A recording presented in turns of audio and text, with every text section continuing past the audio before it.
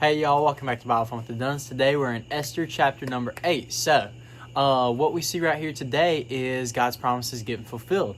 And so, Esther has Haman and King Xerxes, Ahasuerus, whatever you want to call him, whatever your translation says. Esther and the king and Haman, they're all there. And then Esther is given permission to speak out before the king. And so she's able to save the Jews. And so it's a really big deal for us. It's a really big chapter. But what we see right here, this is probably one of the biggest points in the whole book, right? Because everything's been leading up to this, like what's going to happen to the Jews? Are they going to survive? What's going to happen to Haman? Is Haman going to get what he wants? Is Esther going to get what she wants? Is God going to come through? And the answer is God is always going to come through. And we see that promise fulfilled right here. And so it makes me think back into Esther chapter number 4. And I need to pull it up real quick. It makes me think back to probably the most famous verse in the entire book of Esther.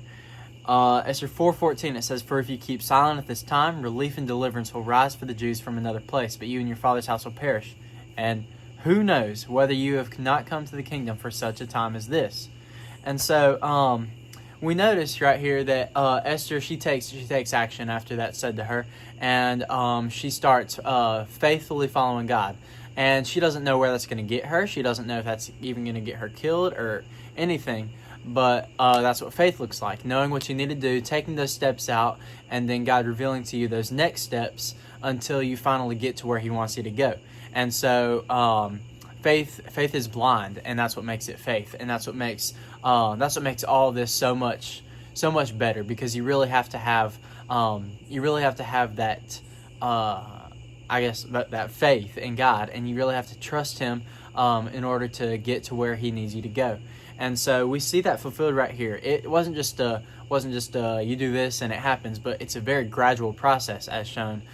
She had to go before the king. She had to plan multiple banquets, and finally we see right here God's plan actually comes true, and the Jews are saved.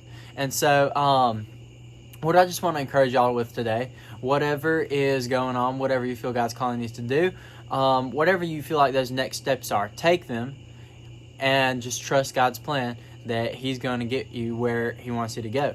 It may not be where you think you want to go. It may not be anything close to anything you have in mind. But God's plan is what's best for us. It's what's best for Him, and it's just what's best overall. So we can take this from Esther. We can follow God's plan, and we can serve Him with our whole lives. All right. So that was Esther chapter 8. We'll see y'all tomorrow in Esther 9, and we're gonna see what happens. All right. Bye.